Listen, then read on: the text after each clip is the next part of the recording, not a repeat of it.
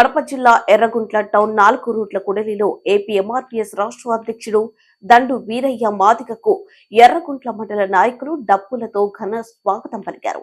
అనంతరం దండు వీరయ్య మాదిగ అల్లసాని పెద్దన విగ్రహానికి పూలమాలలు వేసి ఏపీ ఎంఆర్పీఎస్ జెండాను ఎగురవేశారు. మార్కెట్ యార్డ్ నందు ఎర్రగుంట్ల మండల అధ్యక్షులుగా బూచుపాటి రామాంజనేయులు మాదిగ, ఉపాధ్యక్షులుగా గుడిసి రామయ్య మాదిగ, కైపు విజయ్ కుమార్ మాదిగ, మండల ప్రధాన కార్యదర్శిగా కల్ల పుల్లయ్య మాదిగ, మండల ప్రచార కార్యదర్శిగా చంద్ర ఓపులేసు మాదిగ, జమ్మలమడుగు నియోజకవర్గం మాదిగ, స్టూడెంట్ ఫెడరేషన్ అధ్యక్షులుగా కొమ్ము రఘురాముడు మాదిగ నూతన కమిటీని ఎన్నుకున్నారు. తదనంతరం దండు వీరయ్య మాదిగ మాట్లాడుతూ రాష్ట్ర వ్యాప్తంగా మాదిగ ప్రజానికానికి అణకారిన ప్రజలందరికీ నూతన సంవత్సరం మరియు సంక్రాంతి పండుగ శుభాకాంక్షలు తెలిపారు.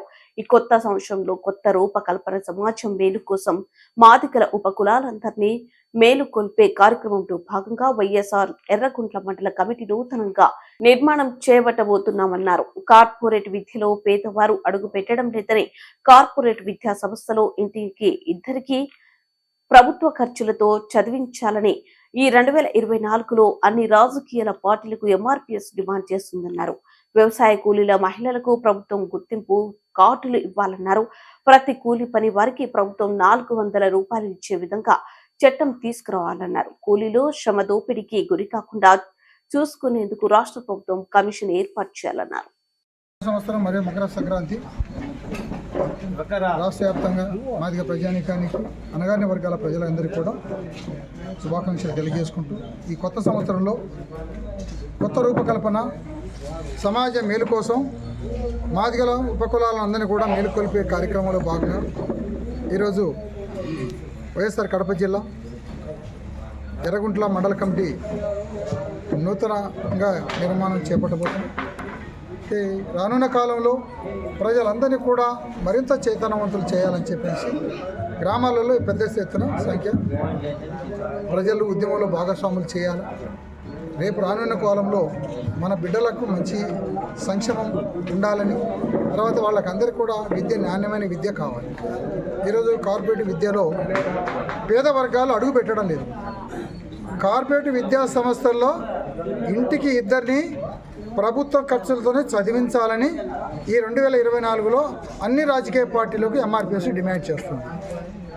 దాంతోపాటు అట్రాసిటీ చట్టం చాలా నిర్వీర్యం అయిపోతూ ఉంది. ఈ చట్టాన్ని మరి రాజ్యాంగంలో ఉన్నటువంటి దాన్ని సుప్రీంకోర్టు తీర్పు అనే అనుసరించుకొని పార్టీ 1 సిఆర్పి అనే అడ్డం పెట్టి పోలీస్ స్టేషన్లో నేరస్తులకు బెయిల్ ఇవ్వడం జరుగుతుంది. దాన్ని పూర్తిగా రద్దు చేయాలని కేంద్ర స్థాయిలో ఉన్నటువంటి అన్ని రాజకీయ పార్టీలను డిమాండ్ చేస్తున్నాం. ఆల్సో బీజేపీ, కాంగ్రెస్, ఇతర పార్టీలు, సిపిఎం, సిపిఐ, ఇంకా అనేక దేశంలో ఉన్న పార్టీలన్నీ కూడా ఈ డిమాండ్ను ఆయా రాష్ట్రాల ప్రజల క్షేమం కోసం, ఆ దళిత గిరిజన వర్గాల మీద దాడులు, హత్యలు, అత్యాచారాలు నివారించడం కోసం ఈ చట్టాన్ని రద్దు చేయకపోతే మాకు మరింత ప్రమాదం ఉందనే విషయాన్ని గుర్తు చేస్తూ ఉన్నాం.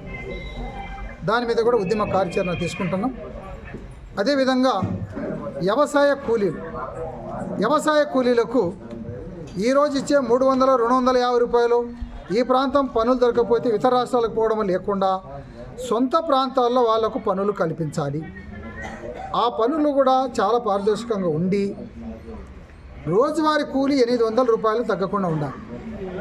అంటే 800 రైతు లేరు, 400 రైతు ఇస్తే 400 రూపాయలు ప్రభుత్వం ఇవ్వాలి. వాళ్ళు కలిసి రోజువారీ 800 రూపాయలు ఇవ్వాలి.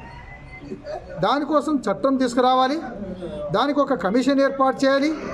ఈరోజు అన్యాయం జరుగుతుందని చెప్పంటే కాశీ పోతే, కాశీ నుంచి గుంటకల్లోకి వచ్చేంత వరకు రిజర్వేషన్ టికెట్ తీసుకునే కూడా నిలబడుకొని సాగలేదు. రిజర్వేషన్ టికెట్ ఒక్కొక్కరు 1000 రూపాయల టికెట్ తీసి వచ్చినా కూడా మా దగ్గరికి ఆయన రాలేకున్నాడు. ఎందుకంటే కదా రిజర్వేషన్ టికెట్ తీసుకున్నాం సార్, మాకు సీటు చూపించండి అడుగుతామేమని చెప్పేసి అని టీసీ మా దగ్గరికి రావడంలే. ఆ రోజు ఒక మాట చెప్పినాడు, మమ్మల్ని రిసీవ్ చేసుకున్నానికి అప్పటికి అన్నం ముందుకు వచ్చి మళ్ళీ తాడిపత్రికి వచ్చినాడు. చూసినా ఏ మధ్యలో ఉన్నారు అన్నయ్య, రేపు 10:30, 11 కల్లా తాడిపత్రి దిగుతాను. ఎస్, మీరు దిగి అక్కడ ఉండండి, నేను దగ్గరలో ఉండా, మిమ్మల్ని అందరికి మీ దగ్గరికి వచ్చి పరామర్శించడానికి నేను వచ్చేస్తాను, తాడిపత్రికి వస్తానని. ఎస్, అక్కడ నాకు ఒక మాట చెప్పినాడు.